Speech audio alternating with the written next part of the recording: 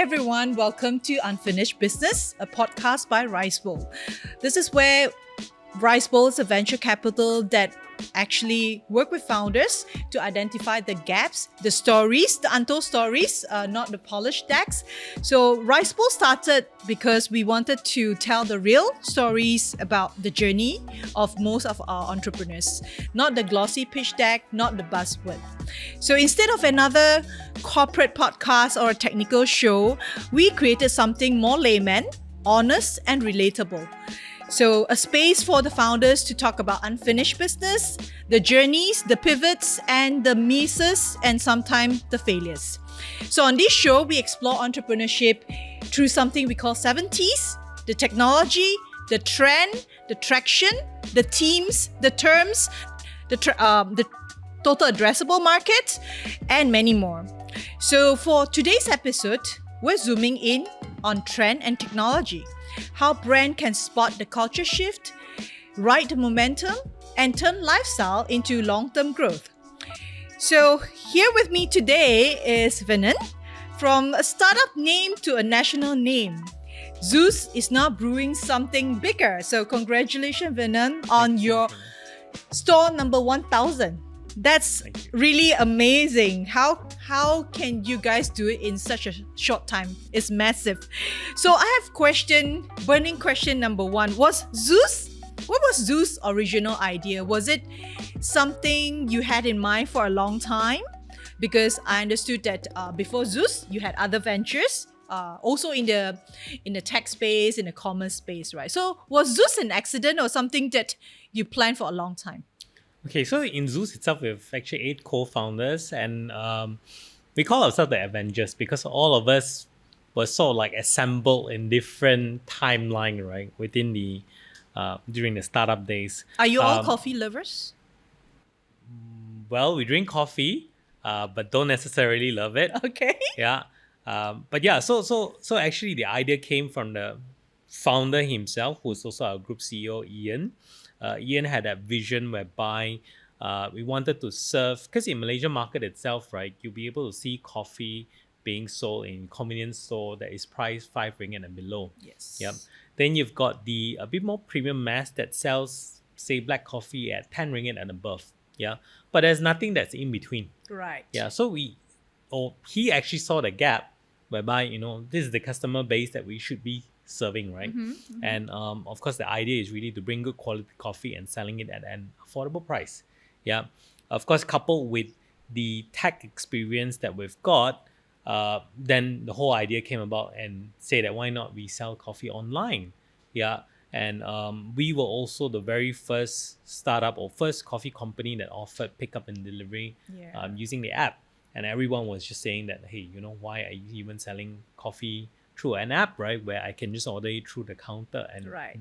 we were sort of like complicating the entire business itself. Yeah. But that's not true. I mean, the vision behind it is really for us to be able to push out a lot more different kind of promotions, or even collecting data and all sorts, right? So the thought was way behind that. Of course, along the way, then we had all 8 of us together. Yeah, that's how we started to scale the business. I think you really, sort of messed up the coffee culture. In the olden days, you're supposed to be sipping coffee in a nice cafe, taking your sweet time. But that's olden days. I think the consumer now is always in a rush. Of course, you can order from the counter, but then you have to go there, order, and wait. Especially, you have to wait for a queue because they have to serve. So I think the convenience of, you don't just order online, you can pick it up. The moment you walk in, your coffee is ready. Correct. So I think that is something, user experience is changing. I think the demand is also changing. But I understood that you guys started just barely 5 years? Was it 5 years now? 6 years this year. So was it during the COVID time that you guys started? No, so we started in late 2019, Okay. About somewhere in November. Yep. So fast forward right now, it's 6 years. Yeah. So So that was right before 2019, and then COVID started to hit. 4 months later. What was your reaction? I think the thought process at the point of time was very much, of course, the first thing is that with the lockdown, we couldn't predict what's going to happen, right? But what was we were very, very fortunate in the sense that the business was digital ready from day one. Mm-hmm. Yeah. So we sort of see a spike in terms of consumption. Yeah, especially those customers who order through the app for delivery and all sorts. I still remember at that point of time where everyone were just scrambling to go online. Yes. Yeah, but we were already readily there. Yes. And I think it was really easy for us to acquire a lot more customers and promote our whatever we were trying to. Yeah, do at I that think, point in time. sort of like ordering food online or selling food online, suddenly become like the thing, Yep. even hawkers are going online. I guess people, can actually adapt to technology if you have no choice. Previously, I Well, think yeah, I think the whole COVID accelerated the Yeah. whole learning part of using digital. Right. Then you mentioned a lot about tech. You tech ready first. Coffee is a product.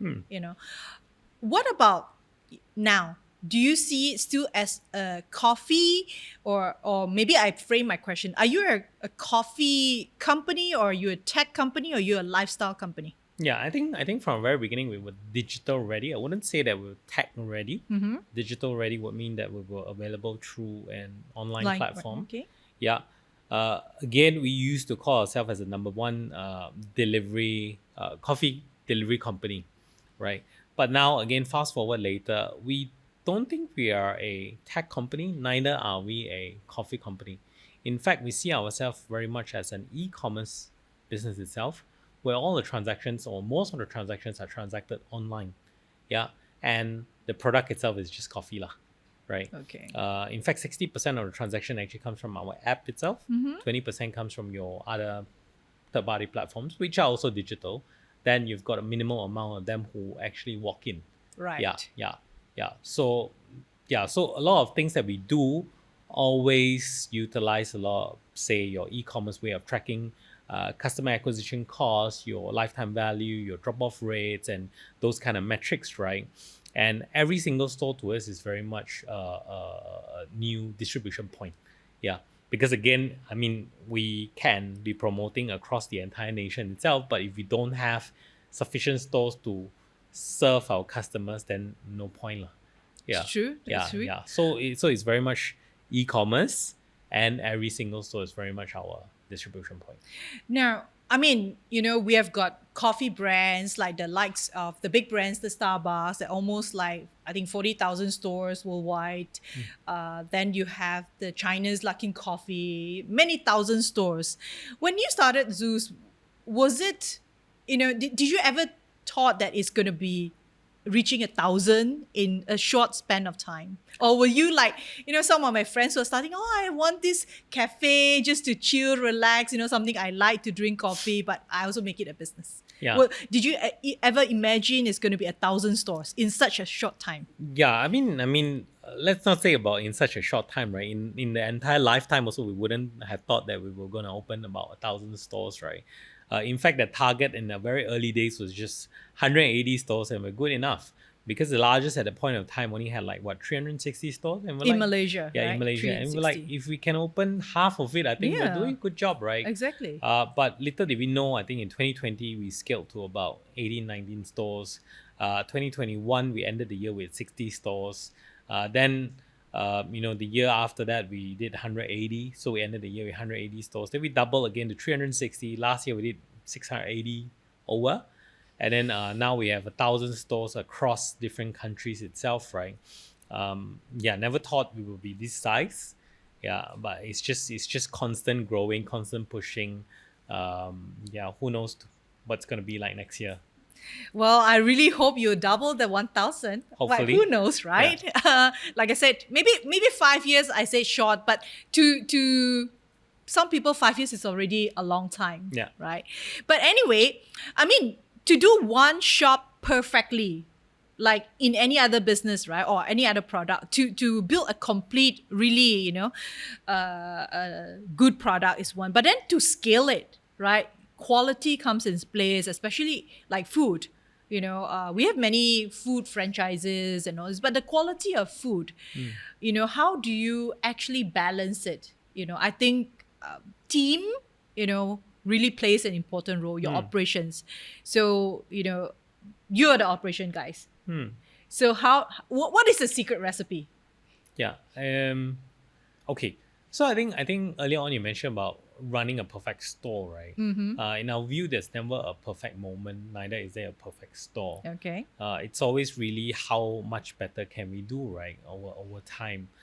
So it's just in the very early days, the very first store was just very much like a beta testing kind of mode for us to Right. test out to see whether if it works. If it works, we'll put in a lot more SOPs, making sure that people comply to it, and then we'll open the second store. We'll use the same format. We'll try it out, and then eventually, so the 10 over stores that we had in the first year itself, right, was very much testing out to make sure that we can further scale. Innovation cafe. Yeah, Everything. yeah. Then eventually we pen down everything and say that, hey, this is how we're gonna do things. This is how we're gonna train. And what's the loop gonna be like, and all sorts. And that's how it helped us to scale. Yeah, of course, I think as a chain store itself, quality consistency is a given. It's something that we all have to focus on. For us itself, it has been a learning journey lah. From day one, we never had any. In ZUS itself, currently we have a team which we call quality assurance. Yeah, the QA team. The QA team goes around to do audit across all our stores to make sure that they comply to the brand standards. Yeah, we've set certain kind of standards. This is how you're going to operate and all sorts. Yeah, so they go around to do that. But in the early days, right, we don't even have that. We were the QA guys. We were the ones who dictate and So say I'm sure that, you drink a lot of coffee. yeah. Back in the days, we go in, we make sure that everything is fine and all sorts. Then you go to the next store and you do the same thing again, right? Then it's eventually the biggest question that we ask ourselves is that what happens if, let's say, we are not there? Yes. Then what should we do? Exactly. Right? Then it's really building up the system to make sure that people will be able to follow that. Yeah, that's how it all came about. And the first version of QA is not even QA. We call it the QC guys, to go to stores to really point fingers and say, you've done wrong, you've done wrong, you've done wrong. I'm going to deduct some scores. And that's how it worked. Then later on, only we graduated from there and say that, hey, we need a proper structure and have a proper QA team, right? So fast forward, I mean, right now we have quite a sophisticated and complex team, right? Besides just a QA team who goes to store to do audit, who has that ability to constantly change the guideline and framework depending on the phases of business that we've grown to. We've also got a team to audit our suppliers to make sure that whatever that goes to store comply to our standards itself. And then they are the ones who set certain kind of criteria on what goes to store, what cannot go to store, right? So it's so complex right now versus back in the days was just so simple. Yeah. I think, as you, like you said, build one or a few stores, things can be simplified, but then, dealing with people, things can get complicated. So I think the right way for founders trying to scale and trying to build is really to have a structured way of doing things. A system where you can go holidays and things still works because you don't want to be there 24/7. Yeah, right? in fact, you use the right word, right, to be able to go on a holiday, right? I still remember the first phase of the business itself. One of the co-founders is Terrence. Terrence is our head of barista. So back in the days, he oversee everything. Yeah, he oversee operations, he oversee training, he oversee product development, and then when there's new store opening, he will go to the store, making sure that all the coffee machines are set up because he came from a cafe background, right? He knows how to run a cafe. Then to a certain point where Terrence no longer had time to reply my messages. Then I'm like, why do you not reply me? Yeah. And okay, he was like, how many Terrence can we slice Terrence? Yeah, then eventually he was like, I'm very, very busy. I'm sorry, bro. I cannot reply your message. Then I'm like, let's work towards one day where you can actually take a day off. Yes. And say that, hey, everything's in good hands. It's okay not to have me. Yeah. And then we shift to the mindset where no one is indispensable, including myself, right? If we constantly think that the business requires us, then it's wrong. Yeah. So we have always been building the business towards a way where eventually we're going to leave the company. Eventually we're going to leave the company. Of course, Yes. at different phases, then there's different vision, then there's different ways we can add value to the business, right? But while we do that, we have created so many different systems that I finally took 2 weeks off last year. Wow. Yeah. Terrence took a month off this year, which I think is a bit too long lah. but again, But after 5 years, no yeah, need yeah, yeah. more. But again, we can afford to do that right now, right? Yes. And I think it's really building up systems to make sure that it can support the growth of the entire business itself. Yeah, I think that's so important. I mean, the ability to let go, even if you said, one day I might not be here. There are many reasons one person not going to be here tomorrow, right? It could be like, haven't summoned you early. Even in big companies, even you are the founder, you can be just fired. Yeah. Right. So I think that is a really good mindset. And in a way, right, if you know that one day you can let go, then you are not beholden to something like, there's no blackmail of anything. That you do your best today. Yep. Tomorrow, maybe there are some people who can do it better, Yeah. right? I think the moment we thought that we are the best, and nobody else can replace us, I think that's really a mindset that will bring that person, that company down. Because I think we all get old, we all get tired. You need to give opportunities to the young ones. Yeah, I think that the short word for us will be building a legacy lah.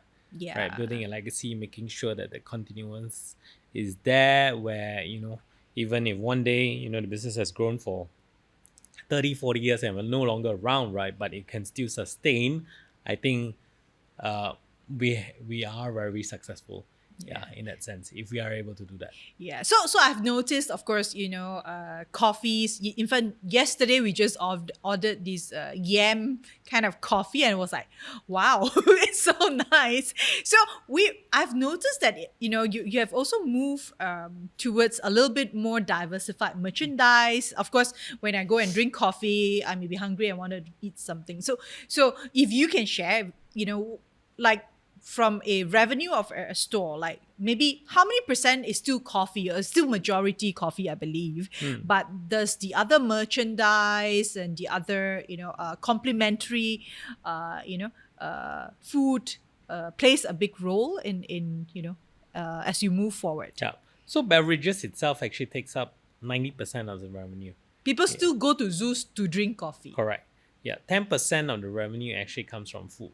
Yeah, so it's not as great yet in terms of food revenue, but it does contribute a little. Yeah, but when it comes to merchandise, and also those who are very much complementing the key products that we sell. Yeah, a lot of times people don't just go there to look for coffee. Yeah, of course, coffee is a day-to-day kind of thing, but a larger percentage of our sales also come from drinks that we sell, like what you mentioned earlier, ube latte, Yes. which is like a fun drink, right? Yes. So a lot of people go to us for those kind of beverages. Yeah. But again, we've constantly roll out different kind of SKUs, different kind of items from merch or premiums and all sorts, and wanting to constantly excite the market just so that we're not just another boring coffee company. Yeah. Yes, true. So I have these questions. How many percent of you have data, you're a data-driven company. More women buy coffee or men? Good question. Currently, it's still larger. Our base is still more female. Female? Yeah. I think right now it's probably about 60%. I don't remember the latest numbers, but I think it's around 60%. Yeah. So women still drink more coffee? Not necessary. They can buy for... we sell a lot of different kind of beverages, right, within ZUS itself. Well, in fact, let's break it down, right? 100% of our revenue from beverages. 30% of them comes from what we call staple. The classic Which is the Americano, lattes, and all sorts. The other 70% comes from what we call fun drinks, which are drinks like your Spanish latte, ube latte, watermelon latte, buttercream latte. The These are CEO latte. CEO latte is more of a staple because it's more just Yes. coffee milk, right? But this one comes with also the different funky flavors. I think we just roll out mango and also Is Terran the one that, come out with all these creative... no. So we sort of corporatize the business itself. We have a product team with about 40 over people. So Yeah. they day in, And- day out look at...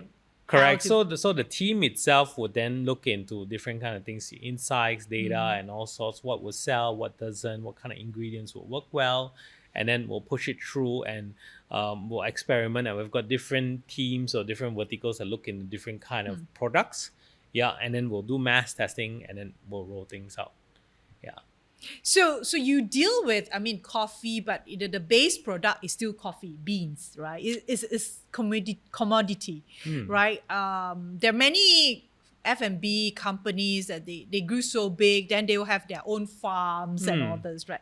Is there a plan to have your own coffee plantation? Not yet. So right now we still don't have our own roastery. Neither do we have our own farm. But eventually we may have it. I'm not sure. Eventually, but The right now we supply don't. chain is important. Yes, for for sure, this business, for right? sure. So strengthening the entire supply chain is very, very important for us.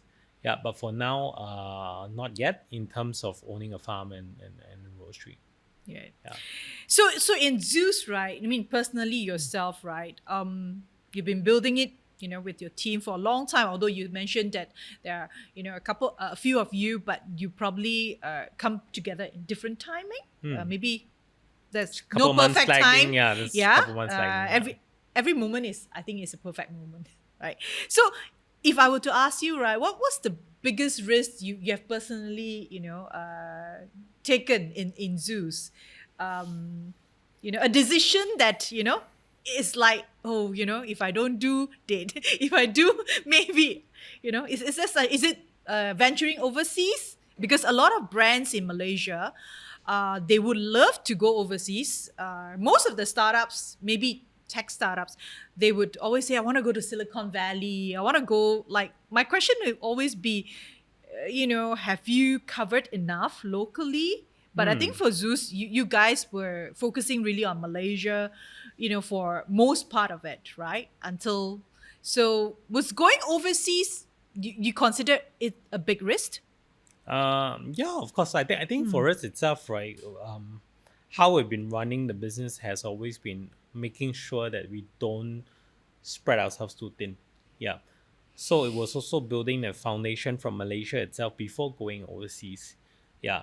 And then the next thing was that we didn't even expand to any other countries besides Philippines, right? And we were also growing that particular country itself before expanding to Brunei, Singapore, and then now we've got Thailand as well.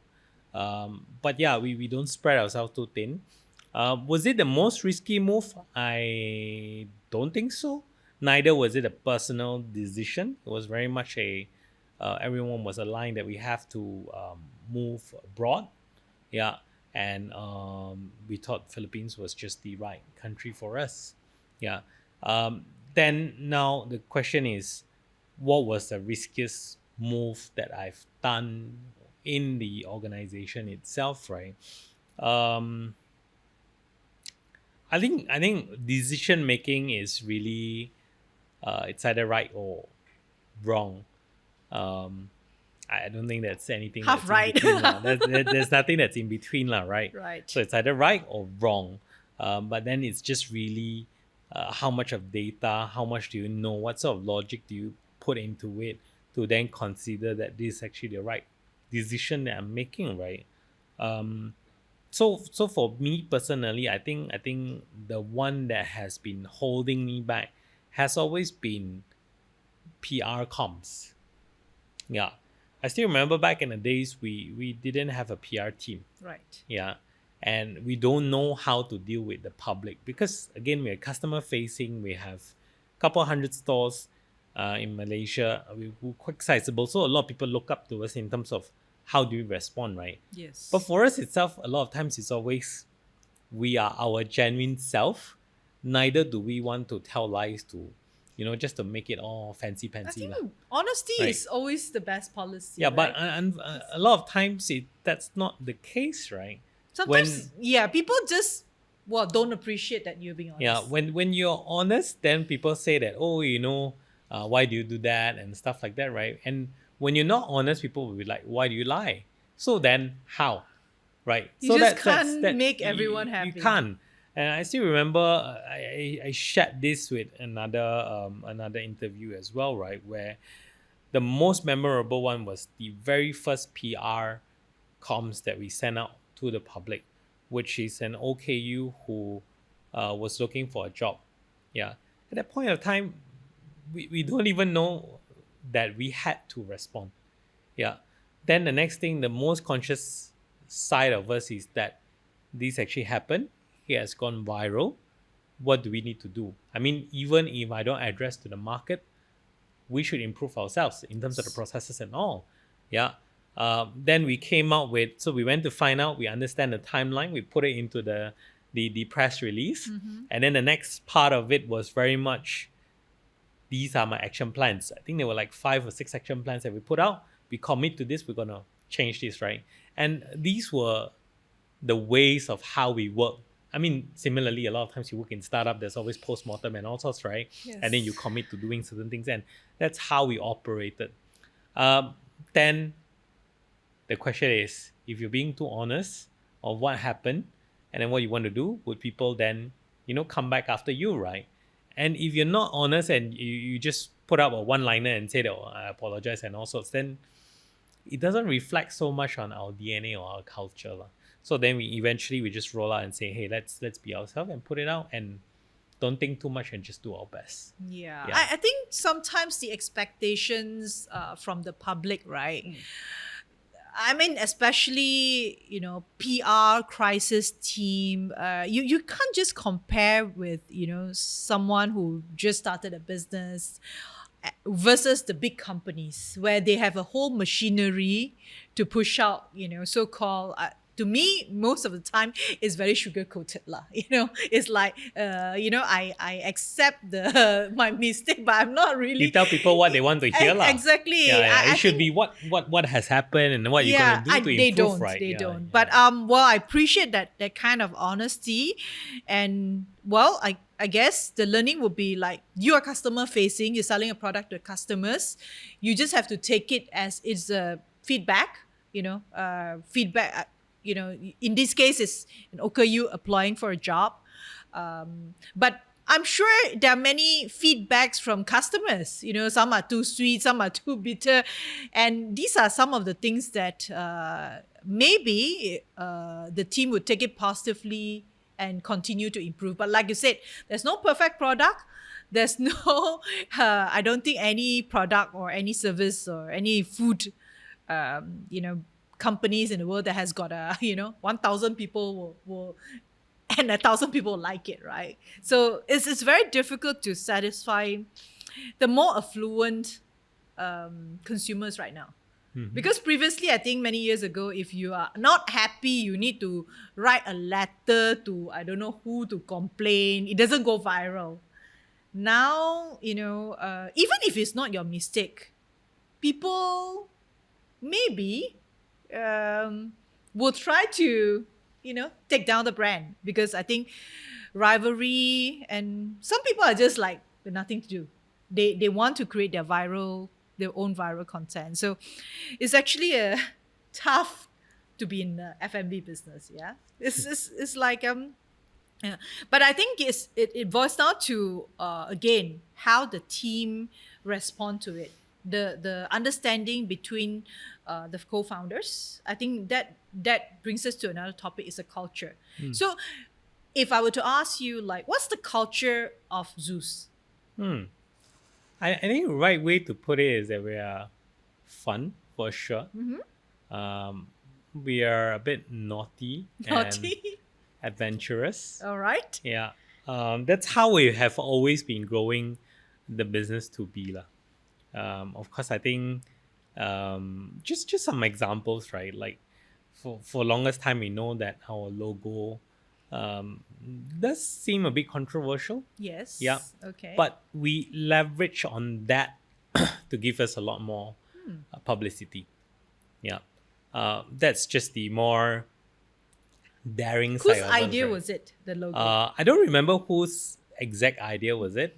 In fact, it wasn't meant to be anything offensive. Yeah. But it's just that when people talk about it, we just leverage on it and for publicity's sake, right?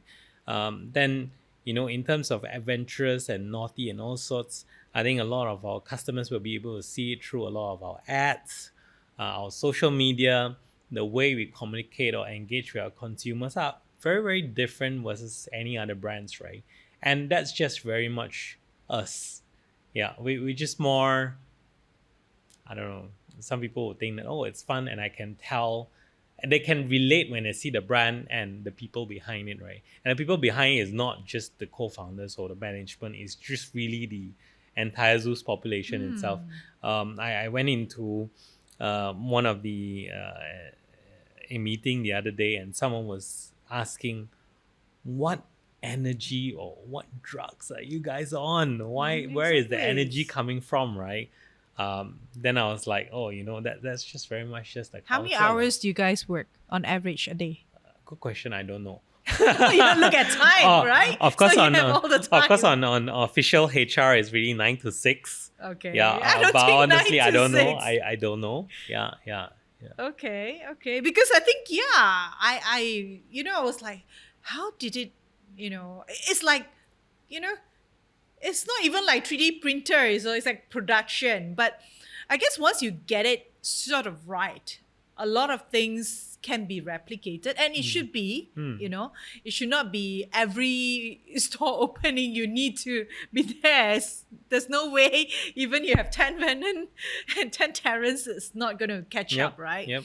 So I think, to me, I think my takeaway would be, even you guys started with just maybe try and error, but there is a very conscious, want to build a system. Maybe because even if you say you don't see that it's going to be 1,000, but you know that it is important. It's important to embrace digital or embrace technology, right? Especially, I think now the consumers are very affluent. Everybody is holding a phone, and everybody likes to buy from the phone, right? So I know like some of the coffee brands, people go there and sit down and have coffee. Did you observe, like, of course, ZUS, some of the outlets, they have bigger spaces, people actually sit there. But I would say, am I right to say that most of the outlets are designed to be a takeaway, or, you don't have the concept of, letting the customer sit down for a too long, like whole day. Those days, we go to McDonald's to do our revision. Yeah, so when it comes to the design and I would say like user experience when they walk into the store. yeah, so the smallest store that we have is actually 60 square feet, which like is a little kiosk. Yeah, right? Super little kiosk. I mean, 60 square feet is really small, right? I still remember I made fun of our second smallest store, which is 117 square feet. I always remember this because it's right in front of KLIA Terminal 2's departure hall. Okay. Yeah, and that was 117. I'm like, wow, this is so small. And now the smallest store that we have is actually 60 square Where feet. is this? Menara IQ, which is in KL Town. Yeah, it's in an office building and also 60 square. Is it something like this or smaller? Probably around there. Around this carpet? Yeah, something like this. Yeah, and then the largest store that we have is 4,000 square feet. Wow. Where is that? I think this is Sabah. Sabah. Yeah, I think this is Sabah. Wow. So for us itself, right, in ZUS, yes, we are fast coffee, and we are not built for third space. We are not a third space model. Okay. I mean, all the other coffee shops, in fact, most of them are third space. space. Yeah. For us itself, we're very clear we're a fast coffee chain. However, it's just because of different properties that were available in the market itself, we just had to adapt to those different kind of spaces. Right. And if you look at Malaysia context itself, a lot of shop lots ranges between 1,000 to 1,500 square feet. It's quite templatized, right? Yes. So for us itself, it's just we're going to templatize the bar. Anything that's beside it would be just tables and chairs, because since the space is already there, right? So for us itself, it's less of wanting to focus on third space, but more on it's just there. Yeah, and then the availability, the location, the footfall, how strategic it is, would then influence us to have that as a location. Yeah, then we put in a bit more tables and chairs. Right. Yeah. Right. I think that's also very practical, because like in some countries and some locations, to get a bigger space for that kind of rental is just not economically viable for the business, right? Yep. So let's come back to the coffee industry. So of course, Malaysian, I think we are coffee drinker, from the very traditional coffee to even coffee cafes, or they call it more atas coffee.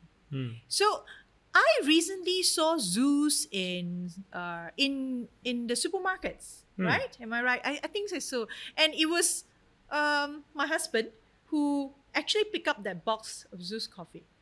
Because, for us, right, going to the supermarket is usually the brands that dominated the shelves was like the Nescafe, because they've been there for a long time, right? So when he picked up that, I was like, ZUS is in the supermarket as well. So I did read up about, how Nestle, I mean, being the biggest FMCG company, how they actually position their coffee business, with of course they don't have a coffee shop, but they do have the coffee machines, so they are everywhere in your house. So how did this when did this ZUS sachet coffee business idea or product extension came about? Was it recently? Okay, so it's officially in the market since a year ago. In the major supermarket shelves, right? Yeah. So we've got, of course, besides the coffee chain, we've got another business unit, which is the FMCG side of things. Yeah. So FMCG itself is very much the whole vision for it is really to fulfill ZUS, to make it ZUS everywhere. Yeah. Of course, there's only X amount of stores that we can open eventually. Yes. But how do we get closer to our customers is really for us to be in their homes. Yes. Yeah. So then we came out with we've got a few segments. We've got the ready to drink, which is the canned drinks. Yes. Yeah. That's available in most of the convenience stores and all. Then we've got the instant coffee line. Yeah, which is for you to buy it for home. We've got the one which is a bit more premium one, which is the signature premixes. Yeah. It's just different in terms of quality. Yeah. We've also got the capsules. The capsules, or we call it's actually freeze dry capsules. Is not the kind of capsule that you put in. I drank that when one of my flights, Air Asia flights. Yes, exactly. So it's available in Air Asia flights. Yes. And so we've got different segment within the FMCG line itself. And the whole idea is really to get closer to our consumers. And different consumers have different preferences in terms of how they want to consume, right? Yeah. That's true.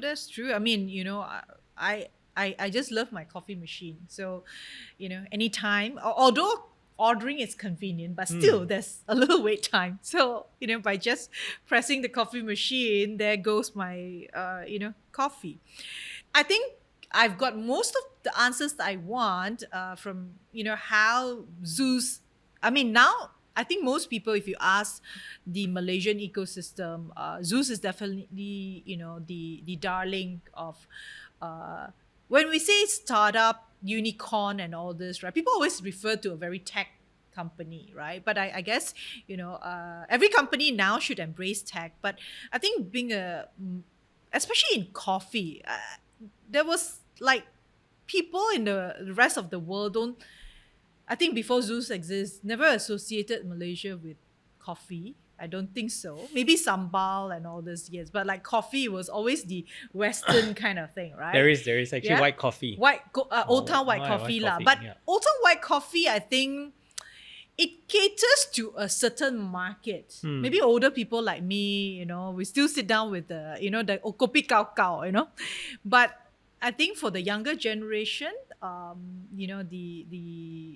way ZUS is engaging with the apps, everybody just sort of order from the apps. It's so easy, and of course now apps.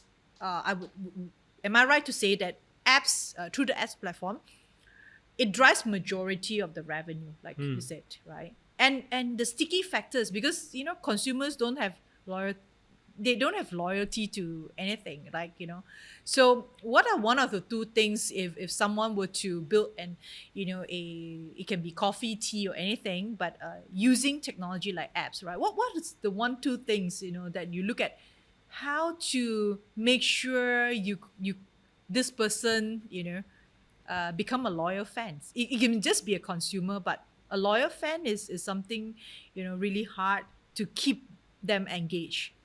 Yeah, I think we're going to go on the entire night itself to speak about this whole thing, right? In terms of how to make sure that your customers are loyal to you, right? I think the key word here is really brand trust. Yeah, and what constitutes brand trust? There are many factors. Of course, for a start, you got to give them a bit of trial samples. Your buy one free ones, your campaigns, your vouchers, and all sorts would work for them to try it. For us itself, is very much an acquisition tool. Eventually, after that they try, they like it. Of course, then it's related to product quality, right? Yeah. And then if they like it, they'll come back again. And you need to make sure that they constantly like it. Then it's related to product consistency. Yeah. Then it's really about how you constantly make it exciting for them to come back to consume your products. Yeah, that's also a reason why you've got different kind of chain store who constantly roll out LTOs, limited time onlys, which helps these people to then say that, hey, today I don't feel like drinking Americano, maybe I can drink orange Americano, maybe I can drink pomelo Americano, which are things that are not used to be available in it. Yeah. Then eventually the quality, the consistency, how you engage with your consumer, how accessible you are, builds that brand trust. Yeah. And it's just very simple example that I want to share, right? And I'll just use McDonald's. Yeah. If you go to, say, Philippines today, yeah, maybe for any reasons you're not used to consuming their local products or local food, right? You probably don't fancy a local food and all sorts. That you go to McDonald's, you probably won't go wrong. Yeah. It's gonna taste almost the same. You're probably gonna get something similar. Even the feeling when you walk in the McDonald's feels the same. The chairs, the colors, and all sorts. And it's that familiarity that builds a trustable brand, and that's where customer loyalty is. Yeah. So it's not necessarily just the app itself. In fact, for us, if anyone asks us should they build an app for their business, they shouldn't. You should only use it if, let's say, you require the data and you know how to use the data to then help you with your conversions and all sorts. I think yes, it's okay. But again, do you need an app to do it? If you have any other ideas, you probably can use it. It doesn't necessarily have to be an app. Yeah. So, Venon, there are already ZUS in 5 countries right now? 5. But you started with Philippines. No, we started Malaysia. Then we went to Philippines. Yes. Expansion was the first in Philippines, right? Correct. Yes. And then the latest one is in Thailand. Correct. Right. Any future plans to move beyond Thailand? Yeah, so we're actually opening up Indonesia in Q1 next year. Okay. Yeah, there will be other countries coming up as well. We're targeting countries like Maldives, Morocco, Pakistan. In fact, these are the ones where we've secured master franchisees to run these countries under our brand. Yeah. So I think over a shorter period of time, new country expansion will still happen.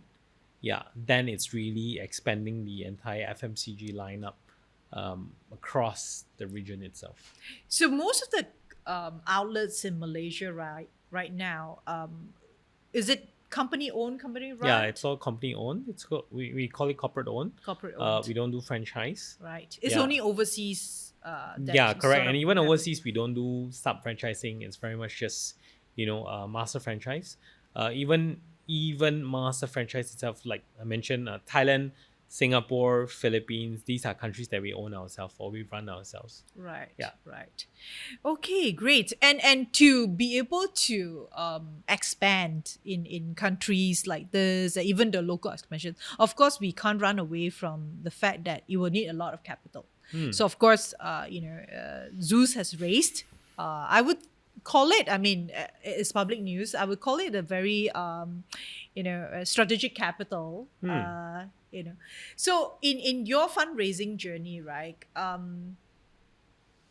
What is the one or two things that you felt is difficult, and what are one or two things that you think when you pitch or when you share with the investors, it will be something that leads them to say yes. Like if you were to pitch Zeus again for many more billions and all this, what would be the one or two things that Zeus stands out, like the USP of Zeus? Yeah, maybe let me just start with if let me put it this way, right? I think fundraising takes up a lot of time and energy. Yes. Yeah. My take on fundraising is that if you don't need to fundraise, don't fundraise. Yeah. For us itself was very much focusing on the business first. It's always about the business first because our belief is that if the business doesn't do well, there's no point, fundraising, and then eventually you go down the route where you're burning cash and all sorts, right? But yes, of course, there is a different school of thought whereby you need to raise capital in order for growth, and then eventually you reach a point where you become profitable and so much larger. But for us itself, it's very not easy to sleep. Which means in the sense that I take other people's money already, I need to make sure that I'll be profitable for other people, or I'll be able to make money for that someone as well, right? So I think that's very, very important for us, and that's why from day one, when we were growing the business, we never actually went out to raise funds. It was all founders fund. Yeah, so it was very much friends, families, Families. and fools who have put in the money into the business itself. We grew the business. Then eventually, banks were friendly to us. Of course, with proven track Of record, course. banks were ready to give us the money, and then we borrowed, and then we continued to scale. That's how we did it. And then in terms of USP and all sorts, right? Ultimately, to the investor itself, it's still how well have you done. It's just that what kind of metrics does the investor want to see, right? Of course, if you're looking for growth fund, maybe these investors don't mind if you burn a bit, but you still eventually have to be able to showcase that you're going to be profitable. Yeah. Or what sort of impact, maybe if you're working with a non-profitable kind of organization and you're providing impact, right, or sustainability sort, then you need to be able to showcase what the results are going to be like, right?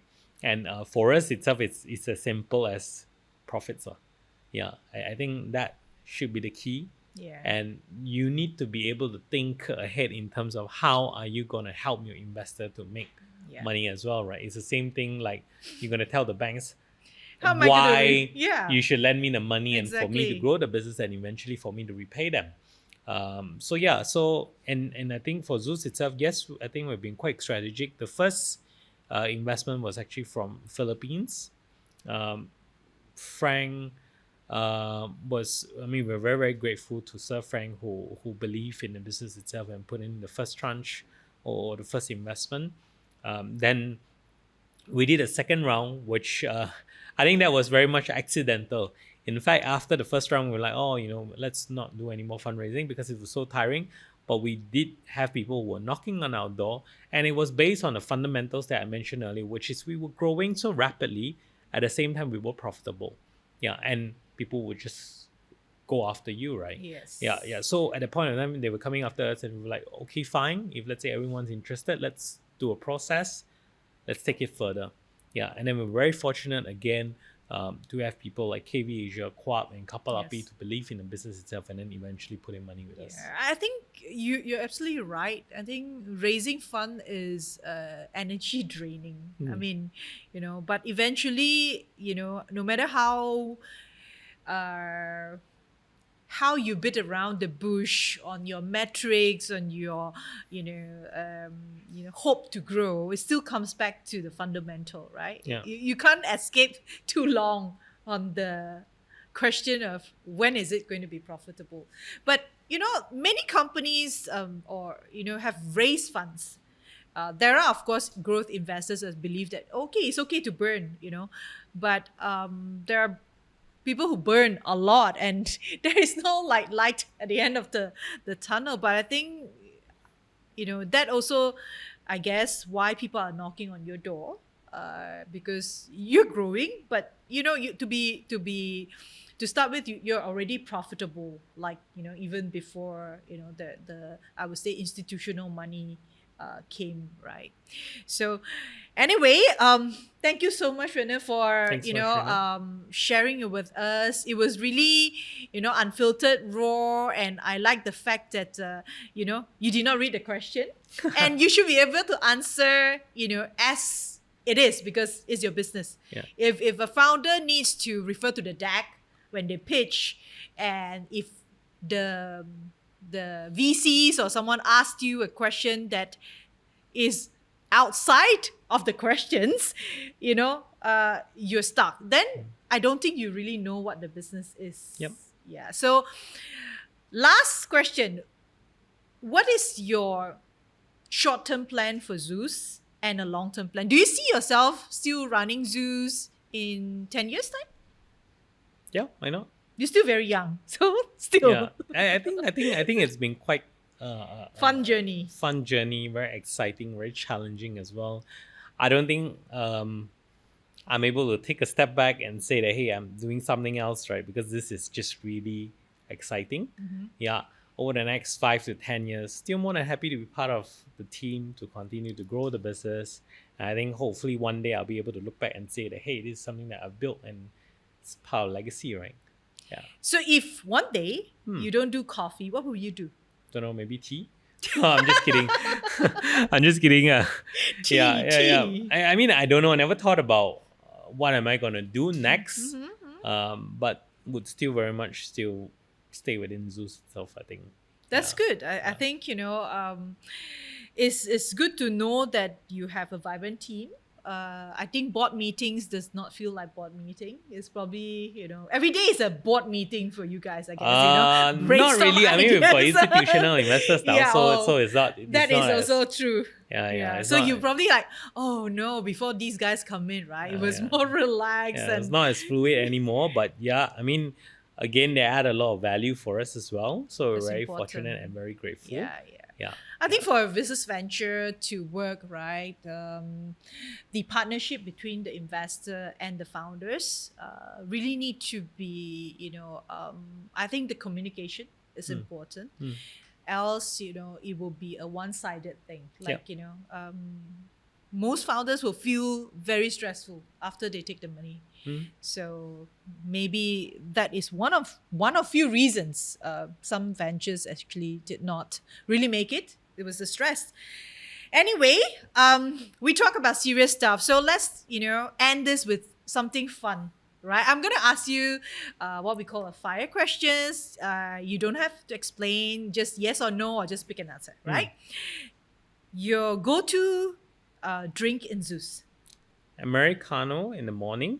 But if I want something sweet, it's watermelon latte. Okay. Hot or iced coffee? Hot. More meetings in cafe or office? Office is more convenient. Yeah. So which outlet feels like home to you? Is it the first one that you started? Not really. Everyone feels like home. Yeah. If ZUS were to pick a brand to collaborate in future, do you have a ideal brand that you like to collaborate? I don't have that on top of my mind right now. Yeah. Yeah. In fact, we have always been reaching out to different kind of brands and been working with them. So I think we've been quite fortunate. Yeah. Who knows? Maybe Labubu. That's nice. That's nice.